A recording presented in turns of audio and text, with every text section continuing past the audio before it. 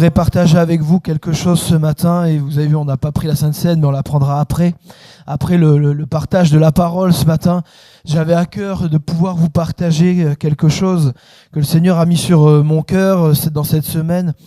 C'est aussi, hier, j'étais avec les scouts, et voilà, ce que j'ai pu partager avec eux, ça m'a aussi un peu inspiré pour ça. Et je voudrais qu'on soit... qu'on soit des gens,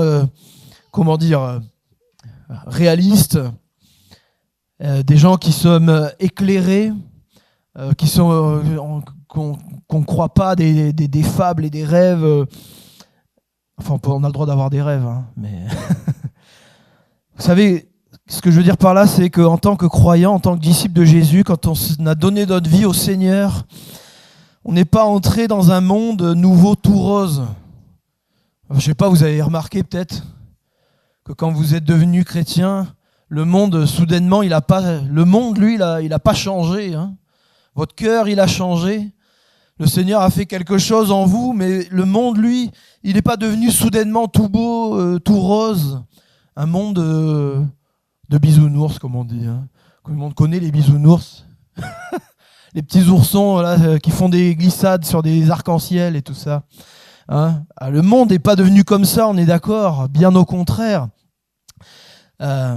Nous sommes entrés, quand nous avons donné notre vie à Christ, si vous ne le savez pas, je vais vous l'apprendre, mais je pense quand même que beaucoup, la plupart d'entre nous le savons, nous sommes entrés dans la plus grande bataille de tous les temps. Vous le savez ? Nous sommes entrés dans une bataille importante. Une bataille cruciale. Rien de moins qu'une guerre contre les forces des ténèbres. Une guerre contre le diable lui-même, contre le diable et son armée. Une guerre aussi contre nous-mêmes, contre notre vieille nature, notre nature qui si facilement se tourne vers le péché, qui est tellement attirée par lui. Alors avec le mot péché, à chaque fois que je dis le mot péché, j'aime bien pouvoir préciser quelque chose. C'est que n'imaginons pas forcément, dès qu'on dit de péché, n'imaginons pas des trucs affreux, des adultères, des meurtres, des violences.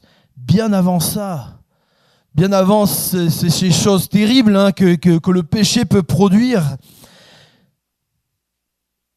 Quand je ne fais pas le bien que je pourrais faire. Parce que ça, on parle souvent du mal qu'il ne faut pas faire. Mais quand on ne fait pas le bien qu'on pourrait faire, quand je décide de mener ma vie comme je veux, comme je l'entends, faire ce que je veux, moi,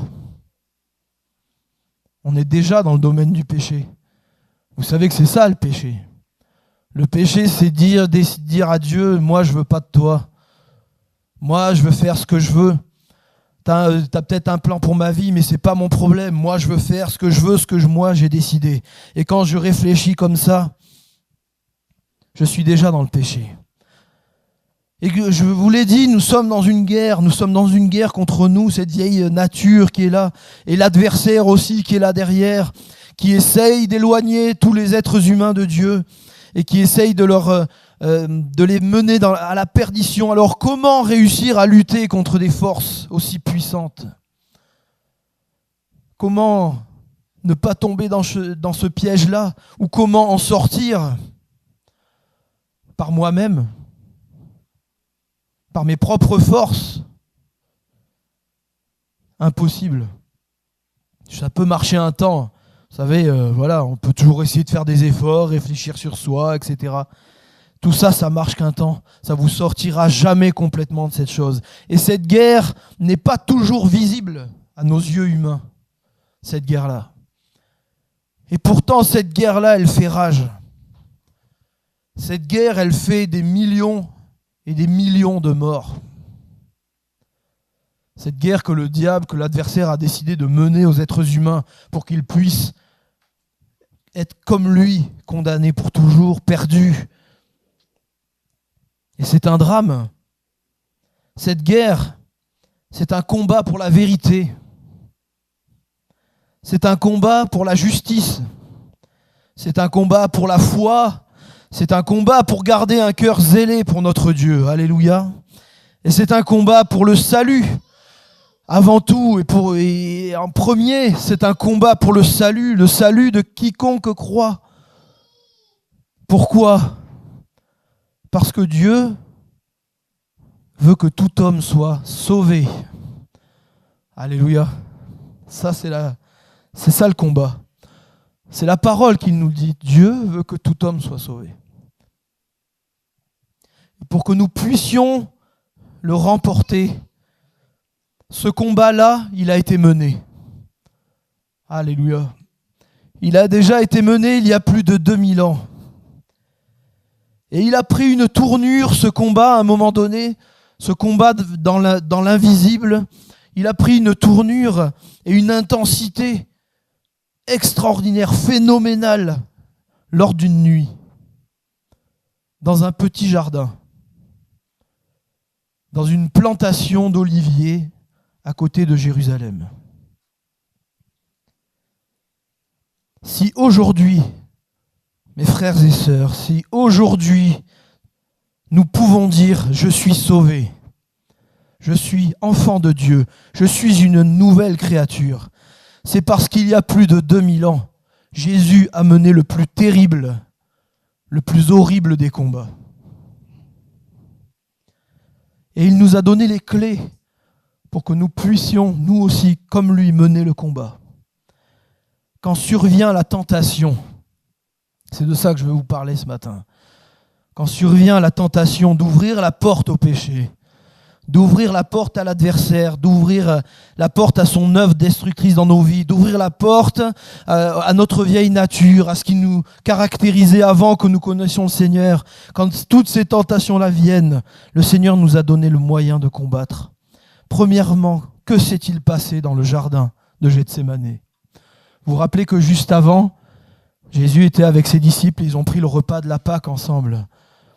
Et puis après que Jésus ait institué justement la scène, le repas, ce fameux repas qu'on va prendre ensuite tout à l'heure ensemble, ils sont partis pour aller dans ce jardin. Et dans Matthieu 26, versets 36 à 38, il est écrit, là-dessus, donc après ce repas, Jésus se rendit avec eux dans un endroit appelé Gethsémanée. Et il dit aux disciples, « Asseyez-vous ici, pendant que je m'éloignerai pour prier. » Il prit avec lui Pierre et les 2 fils de Zébédée, et il commença à être saisi de tristesse et d'angoisse. Il leur dit alors, « Mon âme est triste à en mourir. Restez ici et veillez avec moi. » Jésus sait, à ce moment-là, Jésus sait, il commence à ressentir violemment dans tout son être ce qu'il doit subir très bientôt. Ce sur quoi vers quoi il est en train de se diriger. Et il a besoin de soutien. Il prend avec lui Pierre, Jacques et Jean. Mais en même temps, il a un endroit avec les disciples et puis il prend juste 3 des disciples des plus proches qui étaient avec lui pour aller un peu plus loin. Mais en même temps, il sait qu'il est seul dans ce combat-là. Dans le verset 39, c'est écrit « Il s'avança de quelques pas ». Donc il va encore, il a pris 3 avec lui, mais après il va quand même les laisser. Il va s'avancer un peu plus loin, seul, de quelques pas, et se jeta le visage contre terre. Et là, Jésus entre dans le combat.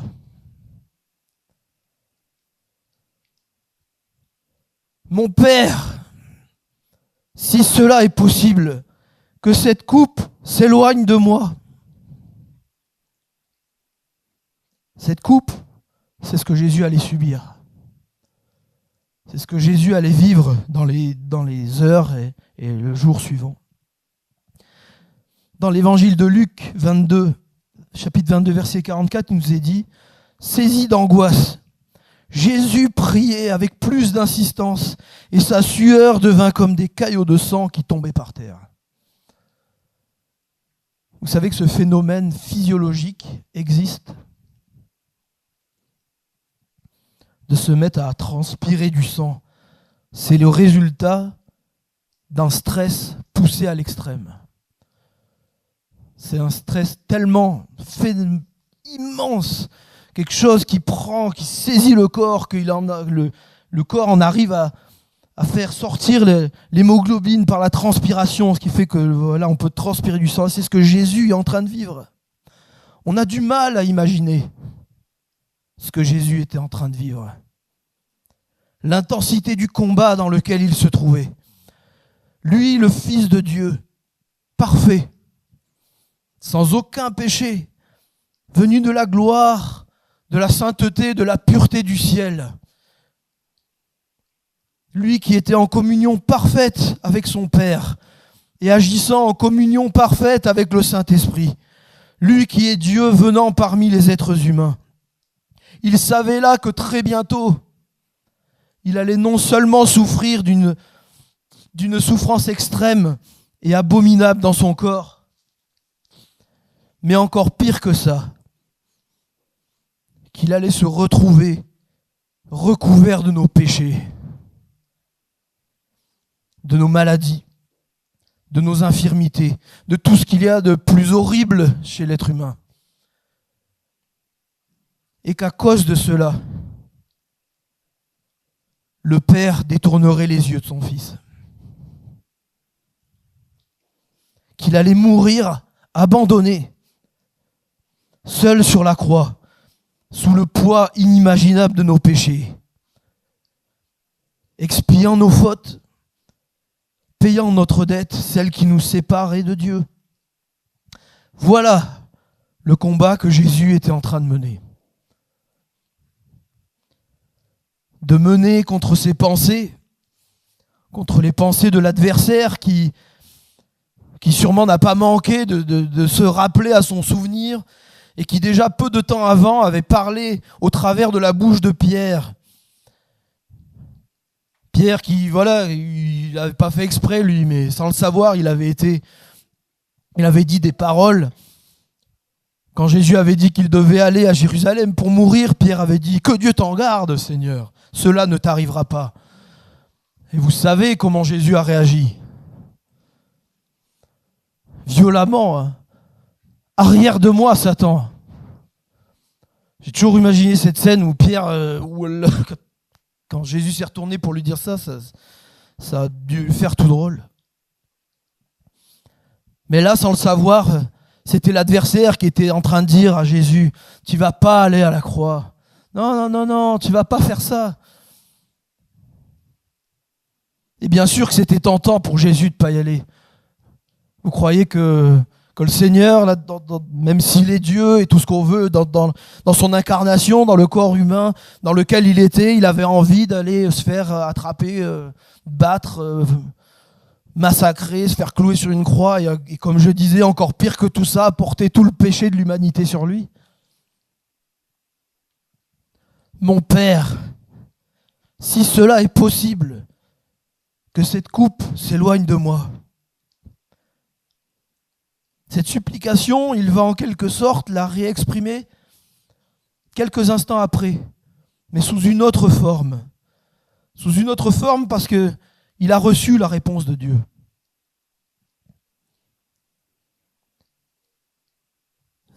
La réponse, c'est que non, cette coupe, symbole de l'œuvre de la croix qui l'attend, le Père ne l'éloignera pas de lui. Alors comment Jésus a-t-il agi ? La réponse est assez simple. Jésus est resté vigilant, il a veillé et il a prié. Mon Père, si cela est possible, que cette coupe s'éloigne de moi, toutefois, non pas ce que je veux, mais ce que tu veux. Au verset 42, c'est la deuxième fois où il le dit. Mon Père, s'il n'est pas possible, vous voyez la réponse, s'il n'est pas possible que cette coupe s'éloigne de moi sans que je la boive, que ta volonté soit faite. Jésus est resté vigilant. Jésus est resté vigilant parce qu'il est resté focalisé sur sa mission. Il est resté focalisé sur le bon combat qu'il devait mener. Que la volonté de Dieu s'accomplisse. Alléluia. Que la volonté de Dieu s'accomplisse totalement et parfaitement. Cette volonté du Père exprimée au travers de cette parole que j'ai déjà dit tout à l'heure, qui dit que Dieu veut que tout homme soit sauvé. Au travers de cette parole que Jésus a dit dans Jean 3,16, que Dieu a tellement aimé le monde qu'il a envoyé son Fils unique, afin que quiconque croit en lui ne périsse pas, mais qu'il ait la vie éternelle. Jésus aurait pu changer de combat. Notamment quand par 2 fois, il va se retourner vers ses disciples qu'il va trouver endormis. Et vous savez, ils sont là endormis, et en quelque sorte, il va leur reprocher cet assoupissement à un moment aussi crucial. Et ça aurait pu devenir son combat. De se dire, oh les gars, soyez avec moi là. Vous êtes là, vous êtes avec moi. Soyez éveillés.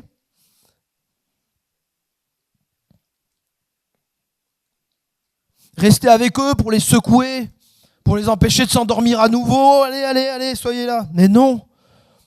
Jésus va le faire une fois. Il va leur dire, vous n'avez pas été capable de veiller 1 heure avec moi. Mais non, Jésus sait que son combat n'est pas là. Il sait que le combat qu'il doit mener est bien au-dessus de ça, à ce moment-là. Malgré tout, comme il est plein d'amour, la première fois qu'il vient pour réveiller les disciples endormis, il va leur donner le bon conseil. Le conseil qu'il faut, et c'est sur ça que je veux vraiment insister ce matin, c'est le thème de mon partage, celui que eux, les disciples, ne vont pas mettre en pratique dans la suite de cet épisode. Ce qui va leur porter préjudice, mais bon, loin de nous l'idée de les juger. Voilà. Moi, je veux pas les juger, disciples, à dire « Ah, franchement, ces disciples, c'était pas terrible. » Qu'est-ce qu'on aurait fait, nous, dans les mêmes circonstances ? Nous savons à quel point Dieu, d'ailleurs, par la suite, leur fera grâce et à quel point ils vont devenir des serviteurs extraordinaires et zélés pour l'évangile. Alléluia. Déjà, ça nous parle. Ça nous parle de la grâce de Dieu. C'est pas parce que à ce moment-là, dans la suite de l'épisode, les disciples vont tous partir en s'enfuyant, tous. Il y en a un qui va partir tout nu, et puis après il y a Pierre qui va y avoir cette fameuse histoire où Pierre qui va renier 3 fois le Christ. Et donc ça paraît être la débandade totale. Mais on sait comment Jésus va revenir aussi. Va revenir vers eux. Et comment il va rétablir les choses de leur cœur. Alors quel conseil Jésus leur donne et qui nous concerne encore, nous, aujourd'hui ? C'est mon 3e point, et ça sera mon dernier aussi. Les clés que Jésus avait dévoilées à Pierre et qu'il nous dévoile aujourd'hui. Matthieu 26, 41. Restez vigilants, ou dans d'autres traductions, veillez et priez pour ne pas céder à la tentation. L'esprit est bien disposé, mais par nature, l'homme est faible. Restez vigilants. Voilà un conseil salutaire. Même plus qu'un conseil. Là, dans le texte, le verbe en grec, il a l'impératif. C'est un ordre que Jésus donne. Restez vigilants, veillez. Le verbe grec, c'est grégorio. Grégoréuo. Il y a 3 voyelles à la fin, euo. Grégoréuo, qui veut dire porter une attention stricte. Une attention active. Veiller, c'est pas juste en fait ce que les disciples ont pas réussi à faire parce qu'ils se sont endormis à chaque fois. Ils étaient fatigués, voilà, et puis bon, ils avaient bien mangé aussi au repas de Pâques, alors ça aide pas. Veiller, c'est pas juste attendre comme ça. Une attention active. Il ne s'agit pas de jamais dormir. Hein, je ne suis pas en train de vous dire ça. C'est important de dormir pour notre corps. Mais il s'agit de ne jamais dormir sur le plan spirituel. Au début, je vous ai parlé de quoi? Je vous ai dit que quand on est devenu chrétien, on est entré dans quoi? On est entré dans une guerre. Dans une guerre à l'échelle planétaire. Dans une guerre qui, elle, ne prend pas de pause. Cette guerre-là ne s'arrête jamais. Dieu veut, alors ça pourrait être, voilà, au travers de tout ce que je suis en train de dire, ah ouais, alors on va être en état de guerre, de stress permanent. Alors, Dieu veut que dans nos cœurs, que dans notre être intérieur, nous soyons en paix. Il veut que nous soyons à l'intérieur en paix, de savoir que nos vies sont dans ses mains. Amen. De savoir que c'est lui qui est au contrôle. Il veut nous donner du repos aussi, de savoir qu'il est là pour nous, qu'il prend soin de nous. Ce repos-là, Dieu aussi peut nous faire grâce. Allez, amen. Dieu peut nous faire grâce et nous accorder des temps de répit, parfois. Mais ça n'empêche pas la guerre de continuer. C'est pas parce que Dieu vous permet de passer par un temps où il va vous mettre un peu au calme, un peu au repos, parce que Dieu peut le faire et parfois il y a besoin, voilà, que aussi que le Seigneur puisse faire des choses nouvelles dans nos cœurs. Mais ça veut pas dire que la guerre s'est arrêtée. Hein. La guerre, elle continue. Le diable, il est toujours là, il est déchaîné. Il veut encore atteindre les gens, leur faire du mal, les perdre. Il y a le péché qui est à l'œuvre toujours, qui est là. Attention à ne pas faire du répit la norme, parce que parfois à croire que ah oui bah Dieu tu me donnes la paix, Dieu tu me donnes du repos, alors voilà je vais rester chez moi et puis toute la journée sur mon lit, voilà je suis dans le repos de Dieu. Alors non, c'est le répit, c'est pas la norme. La parole même nous invite, dans Éphésiens, à tenir ferme après avoir tout surmonté. Et ça, c'est très important.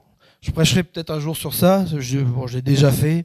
Mais ça, c'est vraiment une notion importante. Parce que vous savez, des fois, quand on a atteint quelque chose, qu'on a réussi à atteindre justement un palier dans notre vie spirituelle, dans notre croissance, on a remporté une victoire, on a été délivré de quelque chose, on se dit « Ah, bah c'est bon.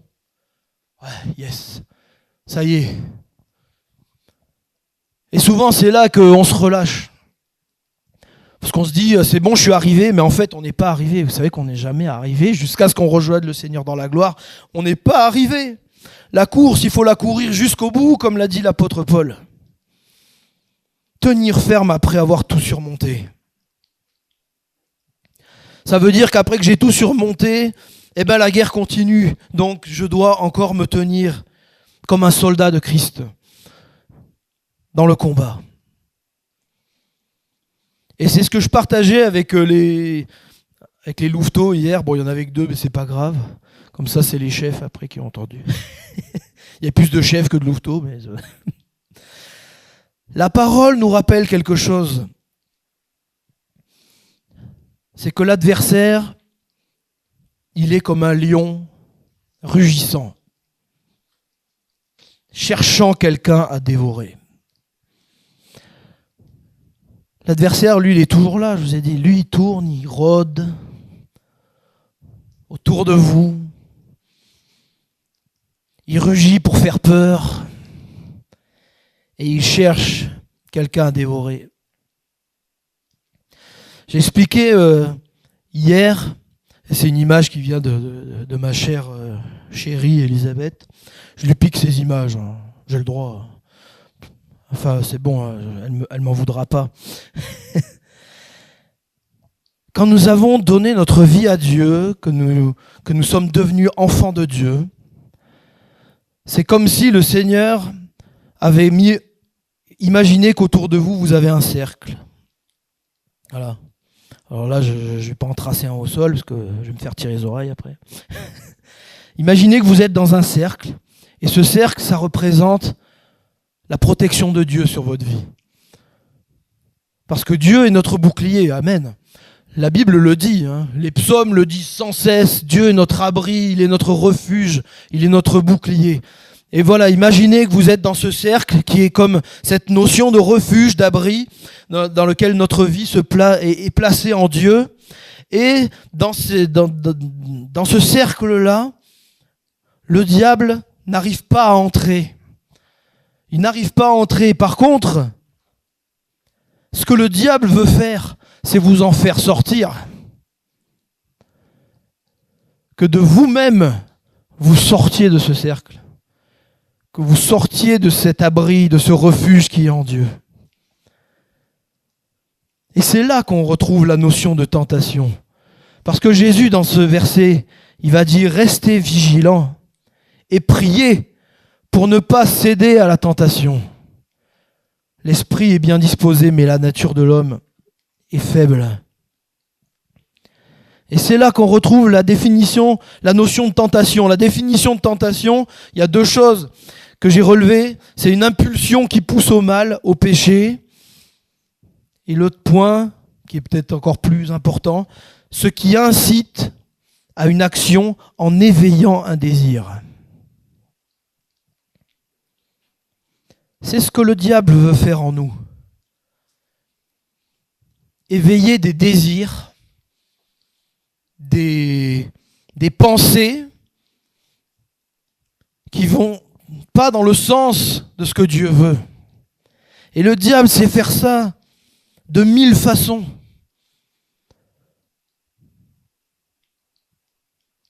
Un petit copain, une petite copine. Je veux plus d'argent. Je veux plus d'argent pour moi. Parce que j'ai envie de faire une piscine dans mon jardin. Je veux plus d'argent. Un petit adultère. Ah, c'est arrivé qu'une fois. J'ai dérapé sur une peau de banane. Voilà. Ça, c'est des exemples parmi tant d'autres. Alors, encore une fois, c'est des exemples auxquels on peut penser facilement. Mais il y a aussi d'autres façons par lesquelles nous pouvons être tentés. Par la souffrance. Ah ouais. C'est bizarre, mais c'est réel. Par la souffrance par laquelle il voudrait nous faire nous révolter contre Dieu. Parce que parfois, quand on vit des choses tellement difficiles dans nos vies, la tentation serait là de dire « Seigneur, c'est bon, vas-y.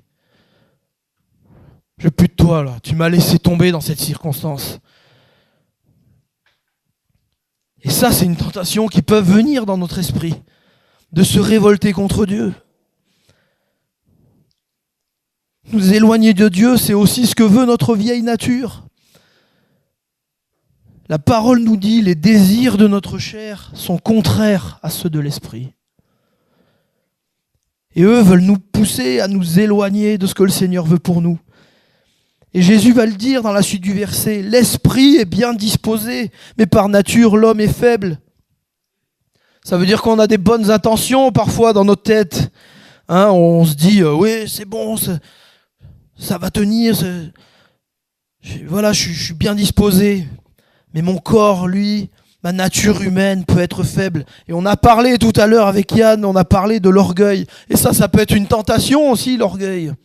De se dire, et ça c'est pareil, ça c'est un autre message que je pourrais faire un jour, nous sommes les chrétiens, nous parfois des gens très orgueilleux. Je suis un prince. Je suis le fils du roi des rois. Toi qui connais pas Dieu, là. Oh, attends, moi je suis un prince, une princesse de l'Éternel. Vous voyez l'idée, je surjoue un peu. Mais parfois face à ceux où on a l'impression qu'ils sont plus bas que nous, ceux qui connaissent moins que nous. Ah oui, vous savez, moi je sais tout. Hein. Moi j'ai fait des études. Donc on peut avoir cette tentation-là. On peut avoir la tentation d'abandonner. Ah, c'est bon Seigneur, marcher avec toi c'est trop difficile. Je laisse tomber. Tout ça c'est des tentations. Parce que dans le mot tentation, on imagine toujours un truc, c'est là un truc beau, clinquant. On va la tentation, voilà, de se marier avec un mannequin ou d'avoir une Ferrari. Enfin, on imagine toujours des trucs, mais la tentation, ça touche tous les domaines de notre vie. À chaque endroit où le diable va pouvoir lancer une attaque sur votre vie, il le tentera. Donc Jésus a dit, soyez vigilants face à tout ça. Soyez alertes. Ne vous laissez pas endormir, parfois par des beaux discours. J'espère que je ne vous endors pas par mon beau discours. Je ne sais pas s'il est beau d'ailleurs, mais en attendant, réalisons qu'il y a ce besoin de rester vigilant. L'adversaire est comme un lion qui rôde.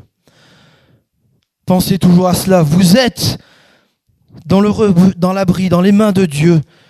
Le Seigneur est votre refuge. Et il veut l'être, et il veut continuer de l'être toujours.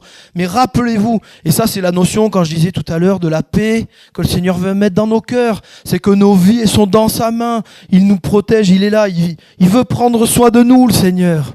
Mais rappelez-vous aussi en même temps que le diable tourne. Qu'il n'est jamais bien loin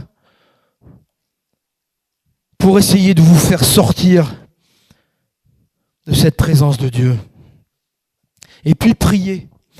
Le Seigneur va dire restez vigilants et priez. Il nous invite à prier. Et le Seigneur, justement, quelque temps avant, il avait donné aux disciples la prière du Notre Père. Et vous savez que justement, dans cette prière du Notre Père, il va dire que nous devons demander à Dieu ceci. Ne nous expose pas à la tentation. Ou dans d'autres traductions, ne nous laisse pas céder à la tentation. Ou ne nous introduis pas dans la tentation, mais délivre-nous du mal.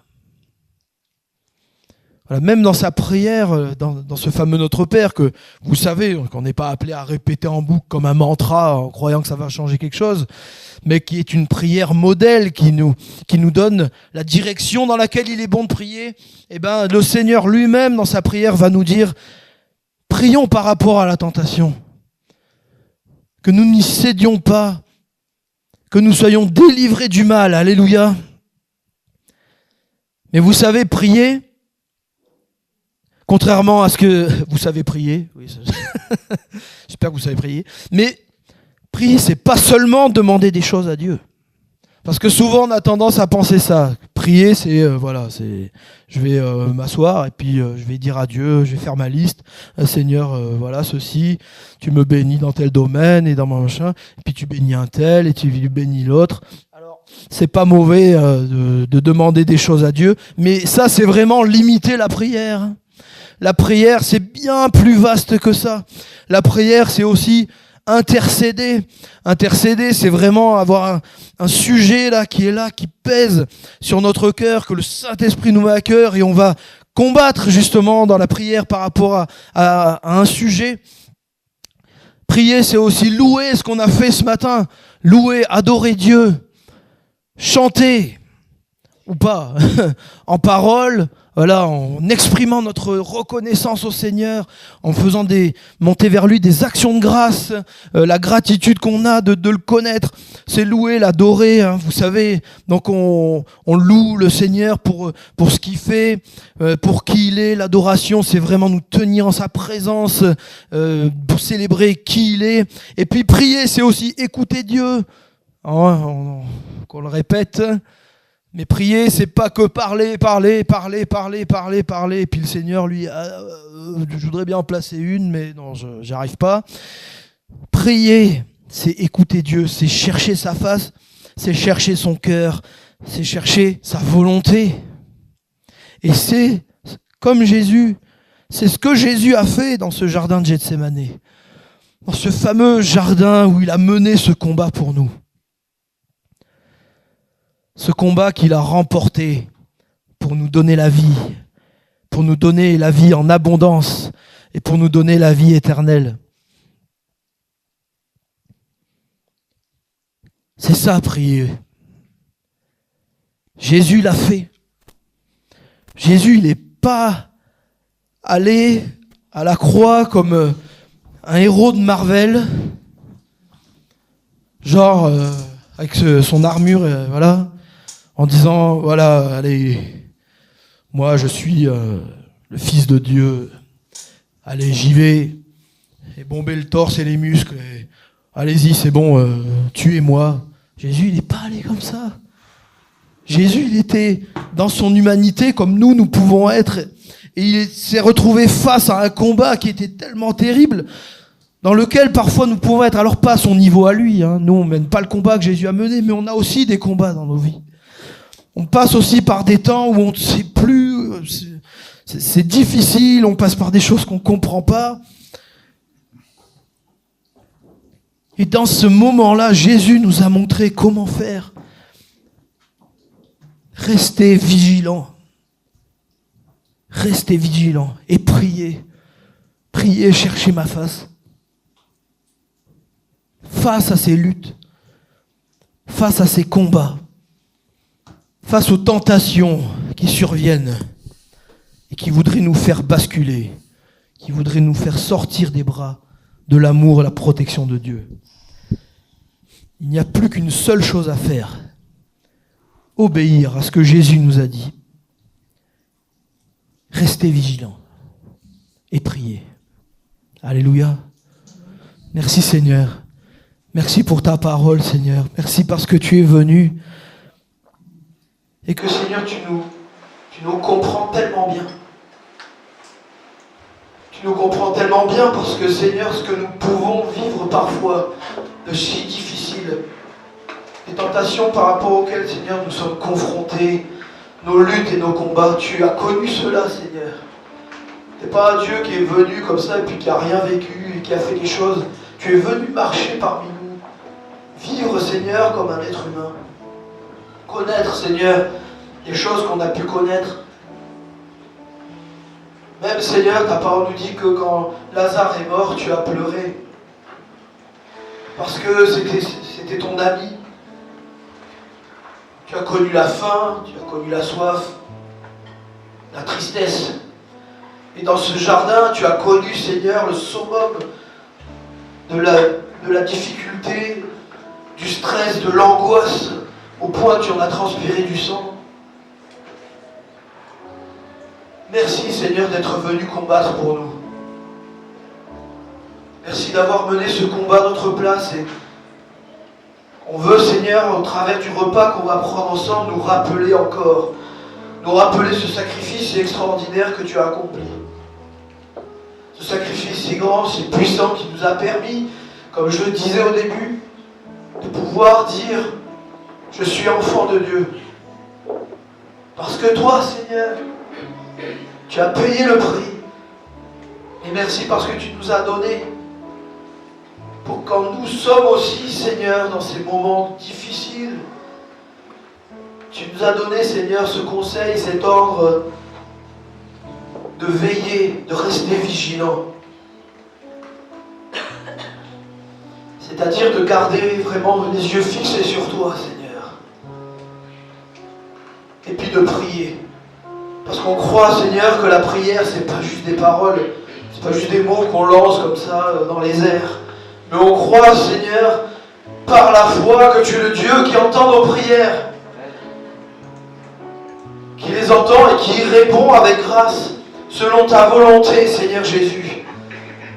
Merci parce que tu es le Dieu qui veut nous protéger de l'adversaire, qui lui voudrait nous faire sortir de ta présence, qui lui voudrait nous ramener aux choses d'avant, aux choses passées, et notre vieille nature qui est là et qu'on a aussi besoin de faire diminuer. Seigneur, fais-nous grâce pour que nous puissions laisser le Saint-Esprit agir dans nos vies, être renouvelés encore par toi, Seigneur, et que plutôt de regarder à nous et de regarder aux difficultés, aux circonstances, que nous gardons, Seigneur, les yeux fixés sur toi, sur la victoire que tu as remportée à Golgotha, sur le voile que tu as déchiré et qui nous permet d'entrer en ta présence, Seigneur, par lequel nous pouvons être réconciliés avec toi et avoir la certitude que, Seigneur, nous serons avec toi pour l'éternité. Alléluia. Amen. Merci, Seigneur.